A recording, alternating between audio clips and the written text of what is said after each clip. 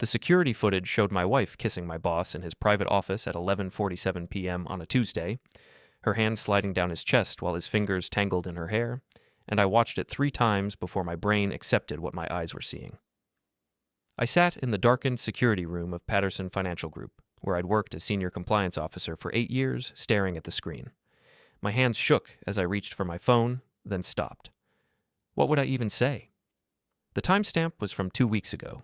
2 weeks of coming home to Rachel's smile, her questions about my day, her goodnight kisses. 2 weeks of lies while she was sleeping with Gerald Patterson, the man who signed my paychecks. I backed up the footage, watched them enter his office together, watched him lock the door, watched what happened next through the glass walls he thought were private at that hour. The building's security system was sophisticated. It had to be, given the financial data we handled, and the night vision cameras captured everything in sharp detail. My wife of 12 years, my boss of 8, together. I copied the files to a thumb drive with shaking hands. Then I sat there until dawn, watching the footage loop, trying to understand how I'd missed it. The late meetings Rachel claimed to have with her book club, the new lingerie I'd found in our laundry, the way she'd started going to the gym 5 days a week, Gerald's knowing smirks during staff meetings. All of it made sense now. At 6 a.m., I drove home to our house in the suburbs, the house with the white picket fence, the treehouse I'd built for our kids, the mortgage I'd been paying faithfully for 7 years. Rachel was in the kitchen making coffee, wearing my old college t-shirt, her dark hair pulled into a messy bun. "You're up early," she said, smiling. "Couldn't sleep? Everything okay?" She poured me a cup, adding cream the way I liked it. Such a thoughtful wife. "I need to ask you something," I said. Her smile faltered, just slightly. "What? Are you having an affair with Gerald Patterson?" The coffee cup slipped from her hand, shattering on the tile floor. We both stared at the spreading brown puddle. "What? No. Why would you?" "I saw the security footage, Rachel. From his office. 2 weeks ago." Her face went white, then red. "You were spying on me." "I was doing my job. Routine security review. Imagine my surprise." She backed against the counter. "David, I can explain." "Don't bother. I don't want explanations. I want you out of this house by the time I get home from work." "You can't just—" "I can. I will. We're done." I turned to leave, but she grabbed my arm. "Wait, please. It's not what you think." "It's exactly what I think. You're sleeping with my boss. There's video evidence." "David, listen to me. Gerald and I, we're in love. We have been for months. I was going to tell you." The casualness of it stunned me. "You're in love?" "Yes. I'm sorry, but yes, this marriage, it hasn't worked for a long time. You know that." "I didn't know that. You're never here. You work 60 hours a week. You miss the kids' events. You're a ghost in your own life." "So you decided to sleep with my boss?" She flinched at the language. "It just happened. We didn't plan it." "Nothing just happens, Rachel. You made choices. Both of you." "Gerald understands me. He sees me. He wants to be with me. Gerald is married with 3 kids of his own. He's leaving his wife, for me, and I'm leaving you." She straightened, gaining confidence. "I want a divorce. Gerald's lawyers will handle everything." "Gerald's lawyers." "He's been very supportive through this." I laughed, but it sounded wrong, hollow. "You've got this all planned out." "We do. David, this doesn't have to be ugly. We can be mature about it." "Mature? The kids need stability. I'll take primary custody. You can have visitation. Gerald has a big house. There's room for everyone." Reality crashed down. "You're taking my children to live with him?" "They'll adjust. Kids are resilient." "You're insane." "I'm happy. For the first time in years, I'm actually happy. And I'm not going to apologize for that." I stared at the woman I'd married, the mother of my children, and saw a stranger. "Get out. This is my house, too. Get the hell out before I do something we'll both regret." She grabbed her purse and phone, walking past me without another word. The door slammed. I stood in the kitchen, surrounded by broken ceramic and spilled coffee, and tried to breathe. My phone buzzed. A text from Gerald. "We need to talk. Come to my office." I drove to work in a daze. The office was quiet this early. Just a few analysts and the cleaning crew. Gerald's door was open. He sat behind his massive mahogany desk, wearing a suit that cost more than my monthly mortgage. "David, sit down." I remained standing. "You're sleeping with my wife." "I am, and I'm not going to pretend to feel bad about it." He leaned back in his chair. "Rachel and I are in love. These things happen." "You're my boss." "I'm aware. which brings us to the uncomfortable part of this conversation. He pulled out a folder. I'm letting you go, effective immediately. You're firing me?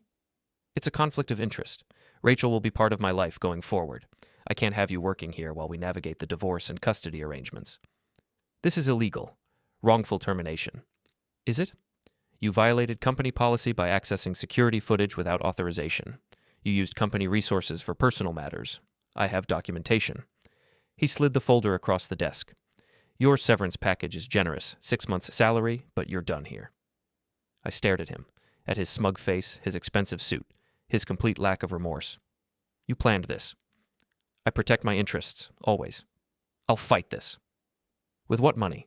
Legal fees will bankrupt you, and while you're fighting me, Rachel's lawyers will be fighting for custody. Do you know what family court favors? Stability, financial security, a mother with resources versus a father who's unemployed and bitter. He smiled. You'll lose everything. You can't do this. I already have. Security will escort you out. Don't make a scene. Think of your children. 2 security guards appeared at the door, men I'd worked with for years. They wouldn't meet my eyes. This isn't over, I said. Yes, David, it is. They walked me to my desk, watched me pack my personal items into a cardboard box, then escorted me out of the building. 20 minutes. That's how long it took to erase 8 years of my career. I sat in my car in the parking lot, gripping the steering wheel, trying not to scream. My phone rang. Rachel. I heard, she said. Gerald told me. I'm sorry it had to happen this way. You're sorry. You would have made things difficult. This is cleaner. Cleaner. I'm moving into Gerald's house this weekend. I'll be bringing the kids. You can see them on weekends once we establish a custody schedule. You can't take my kids. I can, and I will. Gerald's lawyers are already preparing the paperwork. We're seeking primary custody based on your unstable employment situation and your recent aggressive behavior. What aggressive behavior? You threatened me this morning, in front of witnesses. There were no witnesses. We were alone. Gerald says he heard you on the phone, says you were shouting threats. That's a lie. Is it? Can you prove it? She paused. David, make this easy. Let me have primary custody. Accept the visitation schedule. Move on with your life. You're taking everything. I'm taking what I deserve. You were never really present anyway. The kids barely know you. Oh, that's not true. Tell yourself whatever you need to. But this is happening. With or without your cooperation. Her voice hardened. And if you fight us, Gerald will destroy you. Completely. He has resources you can't imagine. Lawyers, connections, power. You'll end up with nothing. I already have nothing. Not yet. But you will if you don't play nice. Goodbye, David. She hung up. I drove home, except it wasn't home anymore. When I pulled into the driveway, a locksmith was changing the locks. Rachel stood on the porch, watching. What are you doing? I asked. This is my house now. Gerald's lawyers filed an emergency restraining order. You're threatening behavior this morning. You're not allowed within 500 feet of me or the children. You can't do this. I just did. She handed me a paper. Court order. Read it. You have 20 minutes to gather essential items. Everything else stays. Where am I supposed to go? That's not my problem. She looked at me with something like pity. You should have paid more attention, David.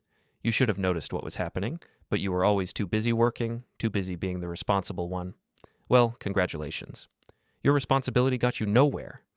I wanted to scream, to rage, to tear something apart. Instead, I walked past her into my house and packed a duffel bag with clothes, toiletries, my laptop. 20 minutes. The locksmith watched his watch. My kids, Emma 10 and Jake 7, weren't home, at school. They didn't know yet that their father was being erased from their lives. When can I see them? I asked Rachel at the door. When the court says you can. They're my children. They were. Now they're mine and Gerald's. She smiled, and it was cruel. You'll die poor and alone, David, and you'll have no one to blame but yourself. The new locks clicked into place behind me. I spent that first night in my car, parked behind a shopping center, trying to figure out what to do next. My phone kept buzzing. Texts from colleagues who'd heard about my firing, calls from my parents, messages from friends asking if the rumors were true. I ignored them all. By morning, I'd made decisions. First, find a place to live that I could afford. My savings would last maybe 3 months if I was careful. Second, find a lawyer who'd take my case somehow. Third, figure out how to see my kids. And the apartment search was depressing. Everything in my price range was either too far from the kids' school or too dangerous or both. I couldn't afford anything close to our old neighborhood. By the end of the week, I'd settled on a studio in a rough part of town. 1 room, shared bathroom down the hall, no kitchen, $600 a month plus deposit. Except I couldn't afford the deposit. The landlord, a tired-looking woman named Mrs. Chen, shook her head. No deposit, no apartment, sorry. I can pay double rent next month. I just need time to... Can't do it. Too many people burned me before. I stood in that grimy hallway and felt the last threads of my dignity snap. Please. I have nowhere else to go. I was just fired. My wife left me. I'm losing custody of my kids. I need somewhere to live. She studied me for a long moment. You got a car? Yes. Then live in that until you can afford the deposit. I'm not a charity. So I did. For 2 weeks, I lived in my 10-year-old Honda Civic, parking in different lots each night to avoid police. I showered at a gym I couldn't afford to quit, brushed my teeth in gas station bathrooms, and tried to find work. But Gerald had been thorough. Every application I submitted came back rejected. Every interview ended abruptly. He'd blacklisted me in the industry, called in favors, used his connections. I'd been a senior compliance officer at a prestigious firm. Now I couldn't get hired for entry-level positions. The lawyer consultations were worse. Every attorney I met with said the same thing. Gerald Patterson was too powerful, too connected. Fighting him would be expensive and futile. They recommended I accept whatever custody arrangement Rachel proposed and move on. You have no job, no home, and evidence of threatening behavior, one lawyer explained. Family court will side with the mother, especially when she's with someone of Gerald Patterson's standing. I'm sorry, but you're not going to win this. I never threatened anyone. There's a police report, a witness statement from Mr. Patterson. Whether it's true doesn't matter, it's documented. So I just give up? You accept reality and try to rebuild your relationship with your children within the parameters the court sets. I couldn't afford his retainer anyway. The custody hearing was scheduled for a month after Rachel left. I showed up in the same suit I'd worn to my firing, now wrinkled from living in my car. Rachel arrived in designer clothes, Gerald by her side. Their lawyer had a briefcase that probably cost more than my car. The judge, a stern woman in her 50s, reviewed the paperwork with barely concealed disinterest. Mr. Morrison, I see you're currently unemployed and without stable housing? Yes, Your Honor, but that's temporary. I'm actively looking. Ms. Morrison, you're requesting primary custody with supervised visitation for the father? Rachel's lawyer stood. Yes, Your Honor. Given Mr. Morrison's current instability and documented aggressive behavior, we believe supervised visitation is in the children's best interest. Your Honor, I never behaved aggressively, I said. This is a fabrication? Mr. Morrison, do you have legal representation? No, Your Honor, I can't afford. Then I suggest you only speak when directly addressed. She reviewed more papers. Given the circumstances, I'm granting Ms. Morrison primary custody. Mr. Morrison will have supervised visitation every other Sunday, 4 hours, at the County Visitation Center. Child support will be determined based on imputed income until Mr. Morrison secures employment. Your Honor, please, my decision is final. Next case. It took 5 minutes to destroy my relationship with my children. Outside the courthouse, Gerald approached me. That went well. Stay away from me. I wanted to let you know. Rachel and I are getting married. Next month. Small ceremony. The kids will be there. They're adjusting wonderfully to their new life. I will fight this. With what? You're homeless, David. Jobless. Powerless. You're exactly where I need you to be. Unable to cause problems. Why? Why did you do this? He leaned closer. Because I could. Because I wanted Rachel and I took her. Because you were in my way. And because men like you need to understand their place in the world. He smiled. Your place is beneath me. Always has been. Now everyone else knows it too. He walked away, his hand on Rachel's back, and I stood there on the courthouse steps, completely broken. The months that followed were a blur of degradation. I took whatever work I could find. Day labor, night shifts at warehouses, anything that paid cash. I still couldn't afford an apartment, couldn't pass background checks for better jobs. Gerald had made sure of that. The supervised visits with my kids were torture. Emma wouldn't look at me. Jake cried the entire time. They'd been told I was the reason the family broke up, that I'd been cruel to their mother, that Gerald was their new father now. Why did you hurt Mommy? Jake asked during one visit. I didn't, buddy. I promise I didn't. That's not what she said. She said you were mean and scary. Your mom is lying, Jake. Don't talk about Mommy like that. He ran to the supervisor, refusing to come near me. Emma was worse, cold, distant. Gerald says you're a loser. He says you'll never amount to anything. He says we're better off without you. Emma, please. I don't want to be here. I want to go home to my real family. I'm your real family. I'm your father. Not anymore. After 6 months, they stopped coming to visits altogether. Rachel claimed they were too traumatized by seeing me. The judge accepted it. My visitation rights were suspended until the children requested otherwise. I lost my kids completely. By month 8, I'd lost the car too, couldn't keep up with insurance and registration. I was living on the streets, sleeping in doorways, eating from soup kitchens. Rock bottom felt like a luxury compared to where I'd fallen. That's when I remembered the storage unit. Years ago, before any of this, I'd rented a small unit to store some of my father's things after he died. Boxes of old paperwork, photo albums, his military uniform. I'd been paying $45 a month automatically from my checking account, one of the few bills that hadn't lapsed because I'd set it up years ago and forgotten about it. I took a bus across town, spending precious dollars on the fare, and walked the last mile to the storage facility. The manager barely glanced at my ID before letting me through the gate. Unit 247 was in the back corner. I hadn't been here in 5 years. The lock was rusty but opened with my key. Inside, everything was covered in dust. Boxes labeled in my father's handwriting. Tax returns 1970, 1980. Military records. Photos. I sat on the concrete floor, surrounded by my father's life, and finally let myself cry. Not quiet tears. Gut-wrenching sobs that felt like they'd tear me apart. I cried for my marriage, my kids, my career, my dignity. I cried until I had nothing left. Then I noticed something. Behind the boxes, shoved in the back corner, was a briefcase I didn't recognize. Black leather, expensive looking. I pulled it out, wiped off the dust. There was a tag attached. David Morrison, do not open until necessary. My father's handwriting. The briefcase was locked. I looked around the unit for a key, finding nothing. Finally, I took a screwdriver from my father's toolbox and forced the latches. They popped open. Inside was money. Stacks and stacks of $100 bills. I counted it 3 times, not believing what I was seeing. $50,000. And underneath the money, an envelope with my name on it. Inside was a letter in my father's handwriting. David, if you're reading this, I'm gone and you've hit rock bottom. I hoped you'd never need this, but I prepared for the possibility. I know what it's like to lose everything. I did once before you were born. This money is your second chance. But it's not your fortune, it's just travel money. The real fortune is waiting at these coordinates, 45.5231 N, 122.6765 out of W. Go there. Everything will make sense. Your father loved you. Remember that. William Morrison. I stared at the letter, my hands shaking.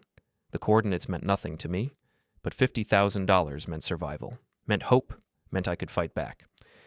I took the briefcase and left the storage unit, walking out into the late afternoon sun with more purpose than I'd felt in months. First stop, a cheap motel where I could shower and sleep in a real bed. Second, a library computer where I could look up those coordinates. The numbers led to a location about 30 miles outside Portland in the forest. No address, no landmark, just coordinates in the middle of nowhere. I bought a sleeping bag, some camping supplies, rented a car, and drove out the next morning. The GPS took me down increasingly rural roads until I was on a dirt path barely wide enough for the car. Finally, the coordinates appeared on the screen. I parked and walked into the forest, following the GPS on my phone. After 20 minutes of hiking through dense trees, I found it. A cabin. Small, well-maintained, hidden among the firs. Solar panels on the roof. A stone chimney. A path leading to the door. And on the door, a sign. In Morrison Retreat. Private property. I tried the door. Unlocked. Inside was a single room, furnished simply but comfortably. A bed, a table, a wood stove. And on the table, another envelope with my name on it. Inside were property deeds. The cabin, the surrounding 10 acres. And something else. Stock certificates. Hundreds of them. My father had apparently been investing quietly for decades. These stocks, now held in a trust with me as the sole beneficiary, were worth millions. The letter explained, David, this is your inheritance. Not money I made, but money I saved and invested carefully over 30 years. I lived simply so you could live well if you ever needed it. The cabin is yours. The land is yours. The stocks are yours. Everything is in a trust that activates only when you access it in person. I didn't want it discovered accidentally or claimed by anyone else. Use it wisely. Use it to rebuild. Use it to protect yourself and your children. And son, make them pay. Make anyone who hurt you understand that you're not powerless, that you're a Morrison, and we take care of our own. I love you. I'm proud of you. Now fight back. Dad. I sat in that cabin, surrounded by my father's final gift, and felt something I hadn't felt in months. Power. I spent 3 days at the cabin, going through every document, every stock certificate, every piece of the financial puzzle my father had left me. The trust was brilliantly constructed, completely hidden from public records until I activated it by showing up in person. My father had been a simple mechanic, or so I'd thought. Turned out he'd been investing 20% of every paycheck since he was 18, compounding returns for 40 years. The total value, $4.2 million. Plus the cabin and land worth another $300,000. I was wealthy. Not Gerald Patterson wealthy, but wealthy enough to change everything. First thing I did was call the attorney who'd turned me down before. His secretary tried to blow me off until I mentioned my retainer offer, $50,000 up front. He took the meeting. Mr. Morrison, I have to admit, I'm surprised by this change in circumstances. I inherited money, family trust. I want to reopen my custody case. That's difficult. The case is closed. You'd need new evidence of changed circumstances. I have a home now. Stable income from investments. I'm no longer the unstable, homeless person the court saw before. He leaned back, considering. It's possible, but Gerald Patterson will fight you, and he has resources. So do I now. May I be frank? This will be expensive. Very expensive. Patterson will drag it out, force you to spend money on legal fees until you give up. Even with your inheritance, you could burn through everything. I'm not giving up. Ever. Those are my children. Then we'll need a strategy. Something that puts pressure on Patterson beyond just the custody case. Something that makes him want to settle rather than fight. Like what? He smiled. Tell me everything about your former employer. Every detail about your job, his business, anything that might be useful. I spent the next 2 hours laying out everything I knew about Patterson Financial Group. As senior compliance officer, I'd had access to all their records, and in my final days, before I'd been fired, I'd copied files. Lots of files. Client records, transaction histories, internal communications. At the time, I'd done it as insurance, not really knowing what I'd do with it.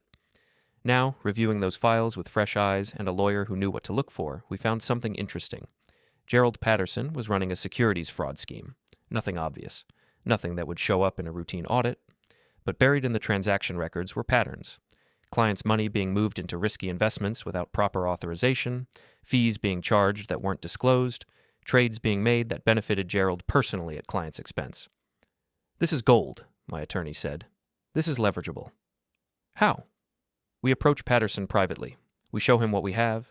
We explain that we're prepared to file a complaint with the SEC unless he agrees to certain terms regarding your custody situation. That's blackmail. No. Blackmail is demanding money. We're demanding he stop interfering with your custody rights. Very different legally. And before you ask, yes, it's ethical.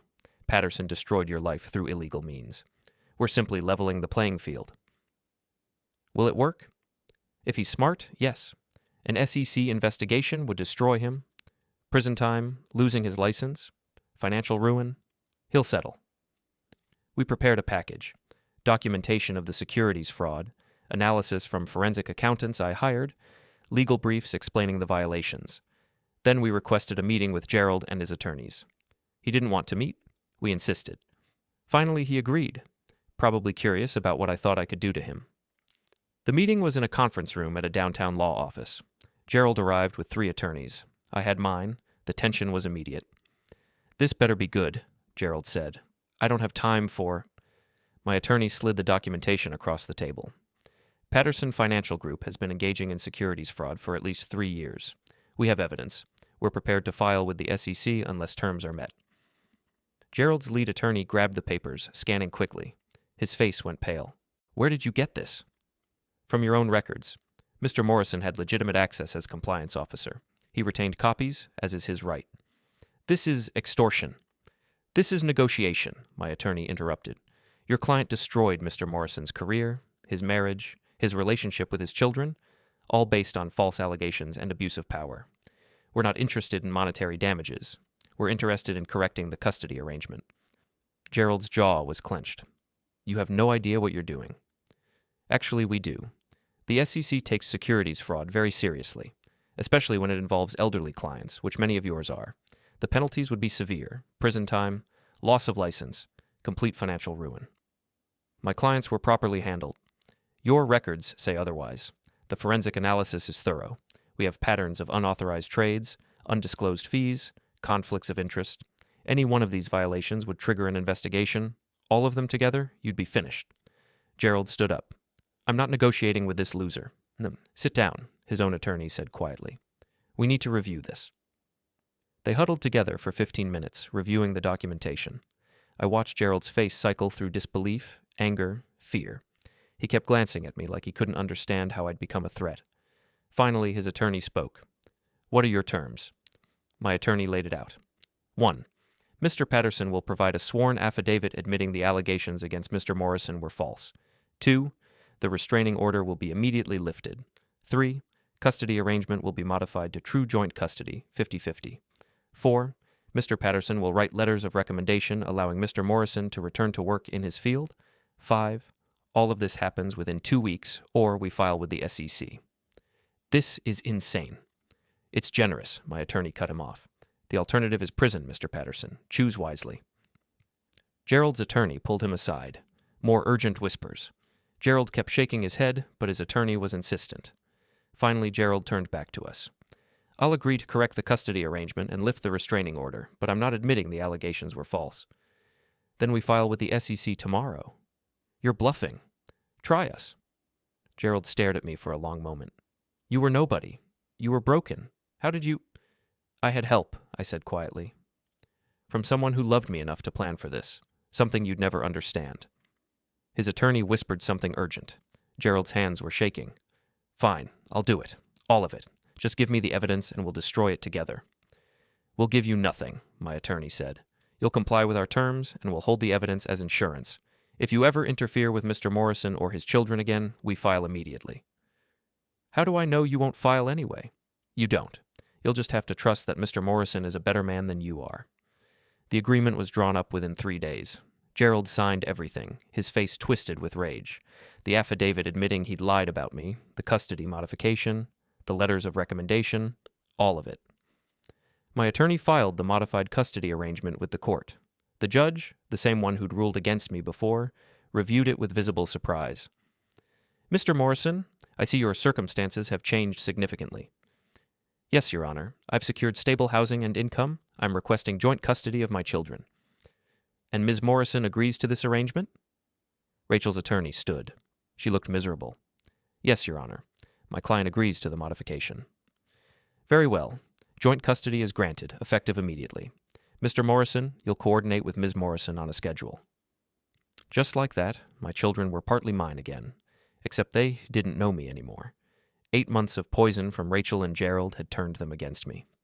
The first time they came to the cabin, my new official residence, they were sullen and hostile. This place is dumb, Emma said, looking around at the simple cabin. It's all I need, I said, but I'm glad you're here. We don't want to be here. Mom said we had to come. I know this is hard. I know you're angry, but I'm still your dad. I still love you. Jake wouldn't even look at me. Gerald's our dad now. No, Jake, I'm your father. Gerald is the man your mother is with. That's different. Gerald says you're a loser who tried to hurt him. He says you're jealous because he's better than you.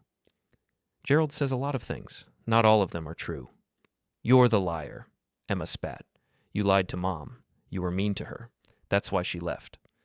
I wanted to scream the truth at them. But they were kids. They'd been manipulated. Yelling wouldn't help. I know what you've been told, and I know it's hard to trust me right now, but I'm going to be here every single week. I'm going to show you who I really am, and eventually you'll understand the truth. I already understand, Emma said. You're a loser, and we hate being here. Those first visits were torture. The kids refused to engage, complained constantly, counted down the minutes until they could leave. But I kept showing up, kept trying, kept being present.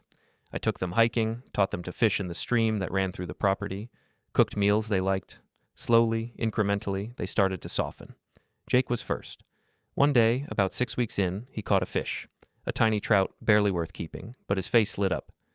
Dad, I got one. Dad, not Gerald, me. That's amazing, buddy. You're a natural. He was smiling. Actually smiling. For the first time in months, I saw my son again. Emma took longer. But one evening, after I'd made her favorite dinner, spaghetti carbonara, my mother's recipe, she looked at me across the table. "Why did you and Mom split up? The real reason." "Your mom fell in love with someone else, with Gerald. These things happen sometimes." "But she said you were mean to her." "I wasn't. I promise I wasn't. Your mom made choices that hurt our family. And when I found out, she got scared. She said things about me that weren't true to protect herself." "So you didn't threaten her?" "Never. I would never hurt your mother, no matter what happened between us." Emma was quiet for a long time. "Gerald's been weird lately. Mean to Mom. They fight a lot." "I'm sorry to hear that." "He screams at her, tells her she's stupid. Last week he threw a plate and it broke on the wall." My protective instincts flared. "Does he hurt you or Jake?" "No, but he scares us, and Mom cries a lot." She looked at me. "Is that what you did? Did you make Mom cry?" "No, Emma, I never did." "I think I believe you." She went back to her spaghetti. "This is good. I forgot you made good spaghetti." It was a small thing, but it felt like everything. Over the next months, the kids slowly came back to me. Rachel's relationship with Gerald was deteriorating publicly. There'd been police calls to his house, reports of domestic disputes, whispers in their social circles. The fairy tale romance had revealed itself as something uglier. My attorney kept the pressure on Gerald. Anytime he tried to interfere with my custody time or make trouble at his company, we'd remind him of the SEC evidence we held. He stayed in line, barely. I used the letters of recommendation he'd provided to get back into financial compliance work, taking a position at a smaller firm with people who didn't know or care about Gerald Patterson. The pay was good. I rebuilt my professional reputation. I also started documenting everything about Rachel and Gerald's household. The fights, the police calls, Jake and Emma's reports of Gerald's behavior. I was building a new case, this time for primary custody. Rachel called me one night, crying. "David, I made a mistake." "Excuse me?" "Gerald, this whole thing. I made a terrible mistake. You were right about him." "I never said anything about him." "I know, but you were right. He's not who I thought he was. He's controlling, angry, mean. The kids are scared of him. Then leave him. I can't. I have nowhere to go. No money of my own. He controls everything. You chose this, Rachel. You destroyed our family for him." "I know, and I'm sorry. I'm so sorry. Please, David, can we talk? Can we fix this?" "Fix what? Our marriage? No, that's done. You made sure of it. But the kids, they need stability. They need both parents. Maybe we could what? Get back together? Pretend nothing happened? You had an affair, Rachel. You took my children from me. You helped Gerald destroy my career. There's no coming back from that. Please, I'm begging you. Gerald's getting worse. I think he might hurt me." "Then call the police. File a report. Leave him. But don't call me expecting me to rescue you from consequences you created." She was sobbing now. "You're so cold. What happened to you?" "You happened. Gerald happened. You both taught me that nice guys finish last, that mercy is weakness, that the only thing that matters is power. That's not true." "It's exactly true. And I learned the lesson well. Now, if you'll excuse me, I have work tomorrow." I hung up. Part of me felt guilty, but the larger part felt satisfied. Let her deal with the monster she'd chosen. 2 weeks later, Rachel showed up at the cabin during my custody time with the kids. Her face was bruised, her lip split. "I need help," she said. "Please." Emma and Jake ran to her, horrified. "Mom, what happened?" "Gerald and I had a fight. I need somewhere to stay, just for tonight." I wanted to turn her away. I really did. But my kids were terrified, and I couldn't do that to them. "You can stay, but we're calling the police and filing a report." "No, please. It'll just make him angrier." "Rachel, look at your face. He beat you. This isn't a domestic dispute. This is assault. If I report him, he'll destroy me. He has lawyers, power, connections. I'll lose everything. You already lost everything. You just didn't realize it until now." I called the police despite her protests. They came, took photos of her injuries, took her statement. Gerald was arrested that night. Rachel filed for a restraining order the next day. The kids stayed with me during the legal proceedings. Rachel moved to a women's shelter, having no money and nowhere else to go. Gerald's assets were frozen pending the criminal trial. His house of cards was collapsing. My attorney called with news. Gerald's company is being investigated. The SEC received an anonymous tip and opened a full audit. They're finding everything we found and more. He's done. We didn't file that tip. I know. Someone else must have. Someone who wanted him taken down. I thought about the other employees at Patterson Financial Group, the people Gerald had bullied and controlled for years. Maybe one of them had finally found courage, or maybe karma was just catching up. Gerald went to trial for assaulting Rachel. The evidence was overwhelming. He was convicted and sentenced to 3 years. His financial license was revoked, his company dissolved, his wealth evaporated in legal fees and victim restitution. Rachel's divorce from him was finalized quickly. She got nothing. They'd only been married a year, and prenup agreements protected what remained of his assets. She was left with nothing, just like she'd left me with nothing a year before. The kids moved in with me full-time. Rachel couldn't provide for them. She was working as a receptionist, living in a tiny apartment, barely surviving. We worked out a new custody arrangement. The kids would stay with me during the school week, with her on weekends. The reversal was complete. One Saturday, Rachel came to pick up the kids for her weekend. She looked tired, older, defeated. "They're ready," I said, calling Emma and Jake. "Thank you for letting me see them, for not freezing me out completely. They're your children, too. They need their mother. I don't deserve your mercy." "No, you don't. But they deserve to have both parents in their lives, even if one of them made terrible choices." She blinked back tears. "I really am sorry. For everything. I know you don't believe me, but I am. I believe you're sorry things didn't work out the way you planned. I believe you're sorry Gerald turned out to be exactly who I could have told you he was. I don't believe you're sorry for what you did to me, just sorry for the consequences." "That's not fair. Life isn't fair, Rachel. You taught me that. Now you're learning it yourself." Emma and Jake came out, giving their mother careful hugs. They were gentle with her now, like she was fragile. Maybe she was. "I'll have them back Sunday evening," Rachel said. "Sounds good." She walked to her old car, a 15-year-old sedan I'd helped her buy since Gerald had taken everything in the divorce. The kids waved from the windows as they drove away. I went back into the cabin, my home, and sat at my father's old table. The deeds and stock certificates were in a safe now, along with the letters he'd written me. I pulled them out sometimes, rereading his words. "Make them pay. Make anyone who hurt you understand that you're not powerless." I had made them pay. Gerald was in prison. Rachel was struggling. My kids were home with me. My career was rebuilt. My life was mine again.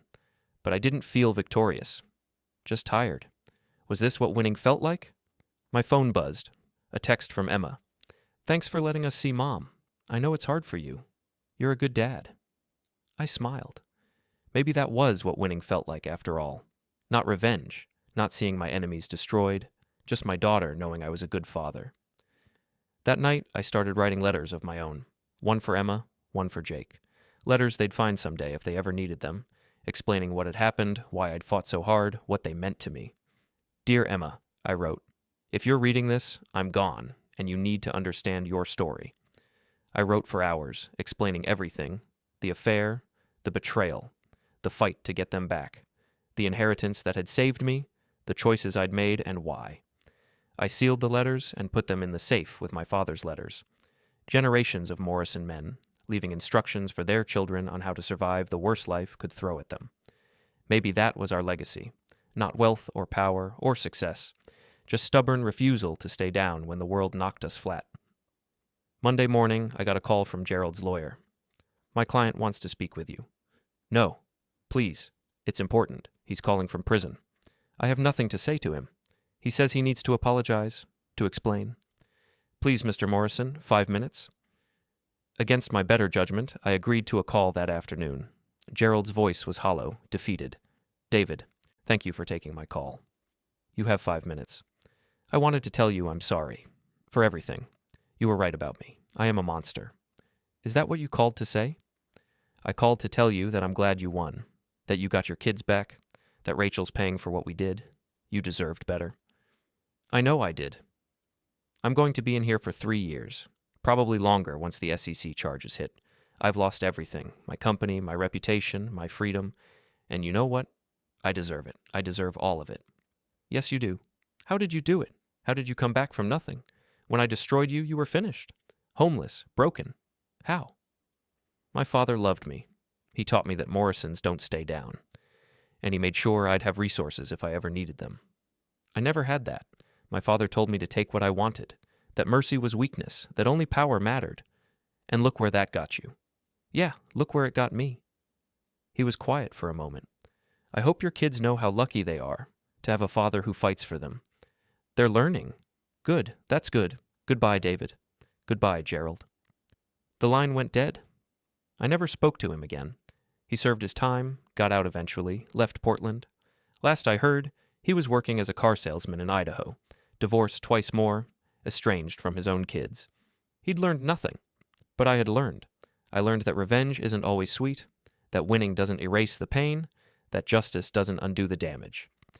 But I also learned that you can survive anything if you refuse to give up, that people who love you leave you tools to fight back, that your worst moment isn't your final moment.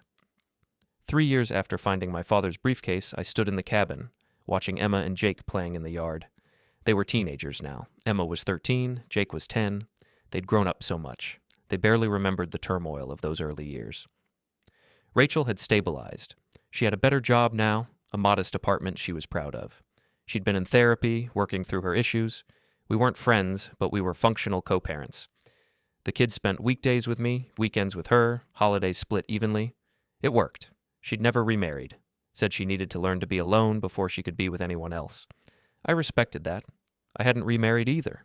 Dated occasionally, but nothing serious. The trust issues were deep, probably permanent. Maybe someday, maybe not. I was okay either way. My career had flourished. I'd been promoted twice at my new firm, was making more money than I'd ever made with Gerald. I'd invested wisely, grown my father's inheritance into something larger.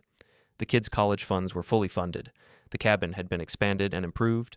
Life was comfortable. But sometimes, late at night, I'd still pull out my father's letters and read them. "Make them pay," he'd written.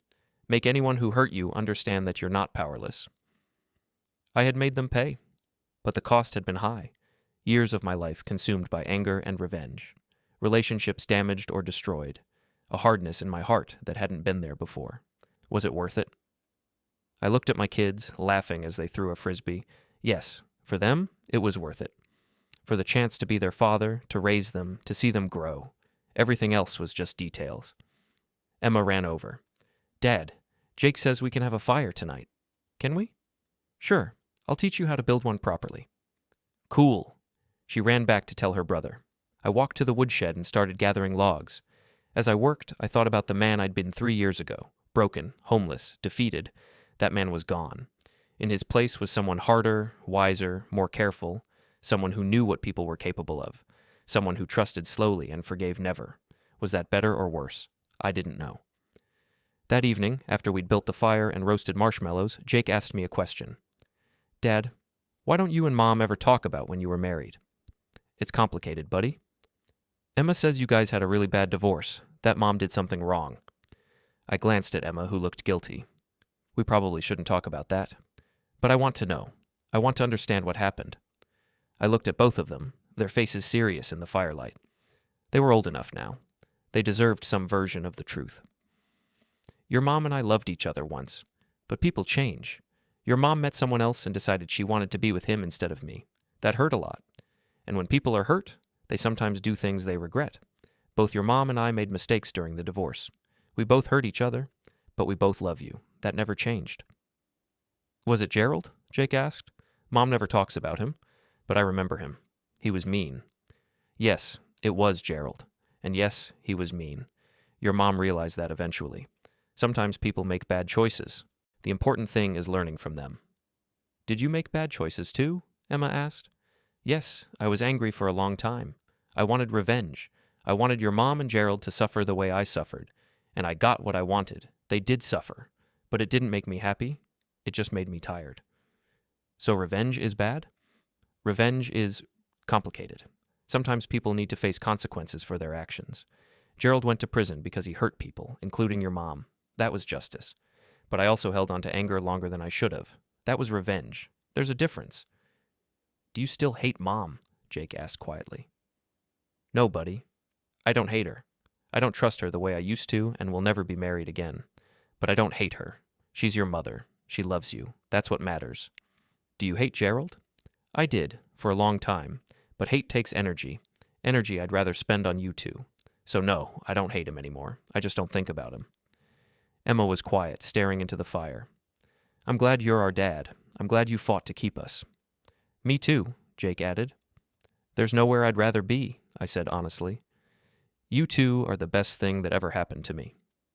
We sat around the fire until it burned down to embers, then went inside. The kids went to bed. I stayed up, sitting at the table, thinking about everything that had happened. My phone buzzed, a text from an unknown number. Is this David Morrison? Who is this? Rita Patterson, Gerald's first wife, the one before Rachel. Can we talk? I stared at the phone. About what? About what he did to you, and what he did to me. I have information you might want. Please, it's important. Call me tomorrow. 10 a.m. Thank you. I set the phone down, my mind racing. Gerald's first wife. I'd barely thought about her, hadn't even known her name. What could she possibly want? The next morning at exactly 10, she called. Mr. Morrison, thank you for talking to me. I know this is strange. Very. What's this about? Gerald did to me what he did to you. Had an affair with a subordinate, framed me to get custody of our kids, destroyed my career. This was 15 years ago, before social media made these things public. I lost everything. Became homeless for a while, just like you. But I never fought back. I just gave up. I'm sorry that happened to you. Don't be. I'm not calling for sympathy. I'm calling because I want to help you finish what you started. What do you mean? Gerald's out of prison now. Did you know that? No, I don't keep track of him. He was released early for good behavior, and he's already planning his comeback. New company, new name, same schemes. I've been monitoring him. He's going to hurt more people. That's not my problem. But it could be your victory. Complete victory. Not just beating him once, but making sure he can never hurt anyone again. How? I have evidence. From our marriage, from his business dealings back then. Patterns of fraud that go back decades. Combined with your evidence and the SEC investigation, we could make a case that puts him away for 20 years. Maybe life. Why would you do this now, after 15 years? Because I finally have the courage. Because seeing what he did to you, how you fought back, it woke something up in me. And because my daughter, our daughter, Gerald's and mine, just turned 18.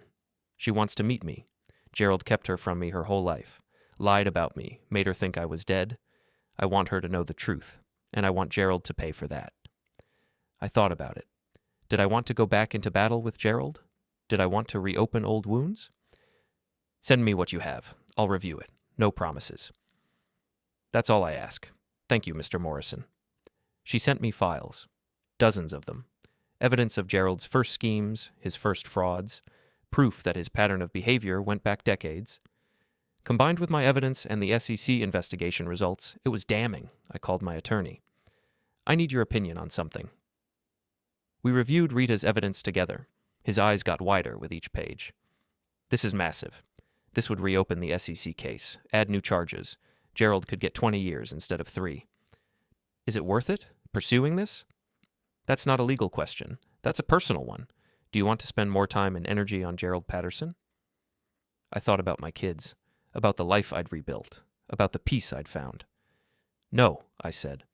I don't, but send the evidence to the SEC anyway. Let them decide what to do with it. I'm done fighting. You're sure? I'm sure. Gerald took years of my life. I'm not giving him any more. My attorney sent the evidence to the SEC with a note that it was from an anonymous source. They reopened their investigation. Gerald was arrested again 3 months later, charged with additional counts of fraud. He pled guilty, took a deal for 15 years. I found out from the news. Felt nothing. No satisfaction, no anger. Just relief that he couldn't hurt anyone else. Rita called to thank me. We did it. He's finished. You did it. That was your evidence. But you gave me the courage. Thank you. You're welcome. I hope you and your daughter can build a relationship. We're trying. It's hard, but we're trying. That's all any of us can do. After we hung up, I went outside. The kids were at school. The cabin was quiet. I walked to the property line, looking out at the forest my father had left me. I made them pay, Dad, I said to the trees. Just like you said, Gerald's in prison. Rachel lost everything she cared about. I got the kids back. We won. The wind rustled through the branches. Somewhere a bird called. Life continued, indifferent to human drama. But you were wrong about one thing, I continued. It didn't make me happy. Revenge doesn't work that way. It just makes you tired. I stood there for a long time, thinking about everything. Then I pulled out my phone and opened my notes app. Started writing a new letter, this one for my kids to read when they were older.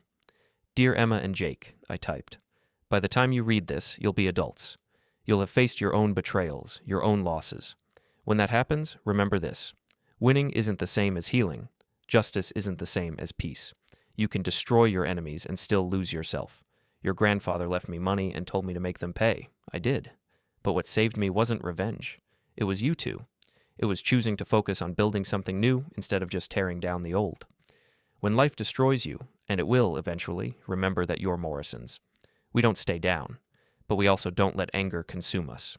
We get up, we rebuild, we focus on what matters. And what matters is always love, even when it's hard, even when it's easier to hate. I love you both more than anything. That love saved me. Let it save you too. Love, Dad. I saved the letter and put my phone away. Then I went back inside, made myself lunch, and started preparing for when the kids came home, because that was what mattered now. Not the past, not revenge, not Gerald or Rachel or any of it. Just this moment, this life, these kids. Everything else was just noise. That evening, Rachel called. The kids told me about the fire last night. They said you talked about the divorce. They asked questions. I answered honestly but age-appropriately. What did you tell them? The truth. That we both made mistakes. That you made a bad choice with Gerald. That I held on to anger too long. That we're doing better now. She was quiet. Thank you for not making me the villain in their story. You're their mother. They need to respect you. What happened between us doesn't change that. You're a better person than I am, David. I'm just a father who loves his kids, same as you're a mother who loves hers. Gerald got arrested again. Did you hear? I heard. Did you have something to do with it? No, but I didn't stop it either. He earned what he got. He destroyed both our lives. No, Rachel. He destroyed his own life. We're just collateral damage. But we survived. That's what matters. I'm sorry. I know I've said it before, but I mean it. I'm sorry for everything. I know you are, and I've forgiven you. Not because you deserve it, but because I deserve peace. Can we ever be friends? Really friends? We're co-parents. That's enough. We don't need to be friends. Okay, that's fair. She paused. The kids are lucky to have you. They're lucky to have both of us, even if we're not together. After we hung up, I thought about forgiveness. Real forgiveness, not just words. I had forgiven Rachel, I realized. Not because she'd earned it, not because she deserved it, but because carrying that anger was exhausting. Gerald, though? Gerald I hadn't forgiven. Probably never would. And that was okay. Some betrayals are too deep. Some wounds too permanent. You don't have to forgive everyone. You just have to stop letting them control your life. And Gerald didn't control my life anymore. Neither did Rachel. I controlled my own life now. That was the real victory. 5 years after finding my father's briefcase, I got a letter from Gerald. He was in prison, would be for another decade. The letter was short. David, I know you probably don't want to hear from me, but I'm writing anyway because I need you to know something. You won completely, totally. I have nothing. I am nothing. You have your kids, your career, your life. I have a cell and regrets. But here's what I want you to understand. You were always better than me. Even when I had everything and you had nothing, you were better. Because you fought for love. I fought for power. Love won. It always does. Tell your kids they're lucky. Tell Emma and Jake that their father is a good man. Because you are. Even after everything I did to you, you're still a good man. I'm not. I never was. But maybe admitting that is the first step to changing. Take care of your family, David. That's the only thing that matters. Gerald. I read the letter twice, then put it in the safe with my father's letters and my own letters to my kids. It was part of the story. Not a happy part, but a true part. I never wrote back. There was nothing to say. That summer, Emma graduated from high school. Top of her class, full scholarship to Stanford. She'd decided to study psychology, said she wanted to help people navigate trauma. I wondered if our family's history had influenced that choice. Probably. At her graduation party at the cabin, surrounded by friends and family, she pulled me aside. Dad, I want to thank you for everything, for fighting for us, for being there, for being you. You don't have to thank me for being your father. That's just what fathers do. Not all fathers. I'm lucky. I know that now. She hugged me, and I held on tight, remembering the little girl who'd hated me, who'd called me a loser, who'd wished I wasn't her father. That little girl was gone. In her place was this remarkable young woman who somehow loved me despite everything. I'm the lucky one, I said. You and Jake are the best things in my life. I know about the letters, she said quietly. What letters? The ones in the safe. To me and Jake. I found them once when I was looking for something else. I didn't read them, they're sealed, but I saw they were there. Those are for later, if you ever need them. I hope I never need them, but I'm glad they're there. She pulled back, looking at me seriously. Did Grandpa leave you letters too? He did. That's where I got the idea. Did they help? They saved my life. Then I'll save yours, for when I need saving. Deal. That night, after everyone had left, I sat with Jake on the porch. He was 15 now, tall and gangly, looking more like me every day. Emma's leaving for college soon, he said. It's going to be weird without her. Yeah, it will be, but that's life. People grow up, move on, start their own adventures. Did you ever think things would work out this way after everything that happened? Honestly? No. When your mom left, when I lost my job, when I was living in my car, I thought my life was over. I thought I'd never see you guys again. What changed? Grandpa. He left me a way to fight back, and I took it. The briefcase in the cabin? You know about that? Mom told me once. She was drunk and sad and talking about how she ruined everything. She said you were supposed to be destroyed, but somehow you came back stronger. She said it wasn't fair. Life isn't fair. To anyone. You just have to play the hand you're dealt. Do you hate Mom? No. I told you that before. I don't hate her. But you don't forgive her either. Not really. Smart kid. I've forgiven her for me, so I can move on. But that doesn't mean we're friends. It doesn't mean I trust her. Some things can't be fixed, Jake. They can only be survived. And Gerald? Do you forgive him? No, and I probably never will. He wasn't just an enemy. He was evil. He deliberately destroyed me because he could. Because it was fun for him. You don't forgive that. You just make sure they can't hurt anyone else. He's in prison for life now, right? 15 years. But he's in his 60s. It might as well be life. Good. Jake was quiet for a moment. I'm glad you're my dad. I'm glad you fought for us. There was never a question of whether I'd fight. You're my son. Fighting for you is what I do. We sat together in comfortable silence, watching the stars come out over the forest. This life, this moment, this peace, this was what I'd fought for. Not revenge, not victory over Gerald. Just this. The phone rang inside. I went to answer it. My attorney. David, sorry to call late, but I thought you'd want to know. Rita Patterson died. Heart attack. She was only 52. Damn, that's terrible. Her daughter asked if you'd come to the funeral. Apparently Rita talked about you often, called you the man who gave her courage to face Gerald. When's the funeral? Saturday. Portland. I'll be there. I hung up and stood there, thinking about Rita, the woman I'd barely known, the woman who'd suffered the same hell I'd suffered years before, the woman who'd found courage to fight back, finally, even though it came too late to save her own life. Saturday came. The funeral was small. Rita's daughter was there, a young woman about Emma's age. She approached me after the service. Mr. Morrison, I'm Jennifer. Rita was my mother. I'm so sorry for your loss. Thank you. She talked about you a lot. Said you were proof that good people could survive my father. That evil didn't always win. Your mother was brave. She helped put your father away. I know, and I'm grateful. He ruined her life. Ruined mine too, in a way, but at least he can't hurt anyone else now. How are you doing with all of this? I'm okay. I mean, I'm not okay, but I will be. Mom taught me that. Even at the end, even after everything, she believed things could get better. She was right. Things can always get better. Did they for you? Get better? Yes. I have my kids, my career, my life. It took years, but yes, things got better. Then there's hope for me, too. There's always hope, as long as you keep fighting. After the funeral, I drove back to the cabin. The kids were with Rachel for the weekend. The house was empty. I sat at my father's table and pulled out his letters one more time. Dad, I said aloud, I don't know if you can hear me, but I want you to know. The money saved me. The cabin saved me. But your letters, your belief that I could fight back, that saved me most of all. I made them pay, like you said. But I also built something new, something good. Your grandkids are amazing. They're strong and kind and brave. You'd be proud of them. And I hope you're proud of me, too. I know I made mistakes. I let anger drive me longer than I should have. But in the end, I chose love. I chose my kids. I chose to be better. That's the real Morrison legacy. Not revenge, not power. Just stubborn love that refuses to quit. I sealed his letters back in the safe, along with mine to my kids, and went to bed. 3 years later, Jake graduated high school.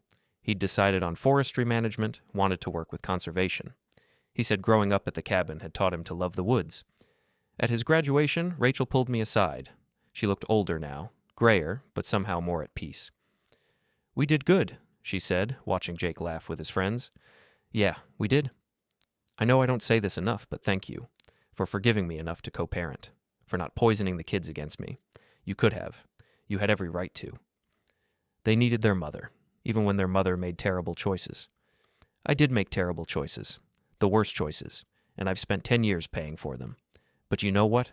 I think I'm finally becoming someone I can be proud of. It took losing everything to find myself." Sometimes that's what it takes. Are you happy, David? Yes, I think I am. Are you? Getting there, finally. She smiled. We survived, both of us. That's something. It's everything. That night, at the cabin, with both kids home one last time before Jake left for college, I pulled out my father's briefcase, the one that had held $50,000 and a note that changed my life. "I want to show you something," I told Emma and Jake.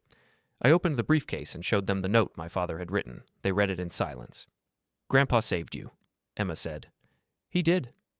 And now I'm going to do the same for you." I handed each of them an envelope. "Don't open these unless you need them. But if life ever destroys you, if you ever hit rock bottom, open them. Everything you need will be inside." "What's in them?" Jake asked. "A letter, information about trust funds I've set up, coordinates to places you can go if you need refuge, everything I can give you to make sure you're never helpless, never powerless, never alone." "Dad, this is intense," Emma said. "I know, but the world can be cruel. People can be cruel. I learned that the hard way.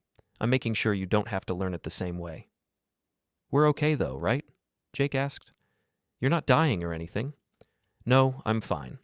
But I'm a Morrison, and Morrisons plan ahead. We take care of our own." They hugged me, both of them, and I held on tight. "I love you both," I said. "More than anything in this world. Remember that. Always." "We love you too, Dad," they said together. That night, after they'd gone to bed, I sat outside and thought about the last 10 years. Everything I'd survived. Everything I'd fought for. Everything I'd won. Gerald was in prison, destroyed completely. Rachel was rebuilding her life, humbled and wiser. Rita had found courage before she died. My kids were thriving, ready to take on the world. And me, I was here. In my father's cabin, surrounded by the forest he'd left me, living the life he'd made possible. "We won, Dad," I whispered to the darkness. "We really won." The next morning, I woke to my phone buzzing. A news alert. Gerald Patterson found dead in prison, apparent suicide. I stared at the screen. Felt nothing. No satisfaction, no relief, no sadness. Just nothing. The article said he'd left no note, no explanation, just decided he'd had enough. I forwarded the article to Rachel. She texted back, "May God have mercy on his soul." I didn't respond. Gerald Patterson was gone. The man who'd destroyed my life, who'd taken everything from me, who'd forced me to become someone harder and colder than I'd wanted to be. Gone. And I felt nothing. Maybe that was the real ending. Not triumph or revenge or justice. Just indifference. The complete absence of caring about someone who'd once consumed your entire life. I deleted the news alert and went to make breakfast. The kids would be up soon, wanting pancakes. That mattered. Gerald didn't. Years passed. Emma finished Stanford, started her practice as a therapist. Jake finished his degree, got a job with the Forest Service. Rachel retired, moved to a small town in Oregon, found peace and simplicity. I continued working, investing, growing the wealth my father had left me into something even larger. The cabin became a gathering place. Holidays, summer vacations, family traditions. My father's refuge became my family's home. I never remarried, dated a few people, had some nice relationships, but nothing permanent. The trust issues never fully healed. Maybe they weren't supposed to. Maybe some scars are meant to stay. But I was okay with that. I had my kids, I had my work, I had my father's legacy, I had peace. On the 10th anniversary of finding my father's briefcase, I hiked out to the coordinates alone. Stood in front of the cabin, remembering the desperate, broken man who'd walked this path a decade ago. He felt like a stranger now, someone I used to know but couldn't quite remember being. I pulled out my phone and called Emma. "Hey, Dad, what's up?" "Nothing. Just wanted to hear your voice." "You okay? You sound weird." "I'm great. Just thinking about how far we've come. How proud I am of you and your brother." "Aw, Dad. I'm proud of you, too. You know that, right?" "I do now. Love you." "Love you too, sweetheart." After we hung up, I stood there for a long time, watching the sun set through the trees, thinking about my father, who'd loved me enough to plan for my worst moment, thinking about my kids, who'd survived their parents' worst moments, thinking about Rachel and Gerald and Rita and everyone whose lives had collided with mine in that terrible, transformative year. Some stories end with revenge, some end with forgiveness, some end with triumph. Mine ended with something simpler: survival. I'd survived. My kids had survived. We'd taken the worst life could throw at us, and we'd endured. That was enough. That was everything. I walked back to the cabin as darkness fell, ready for whatever came next.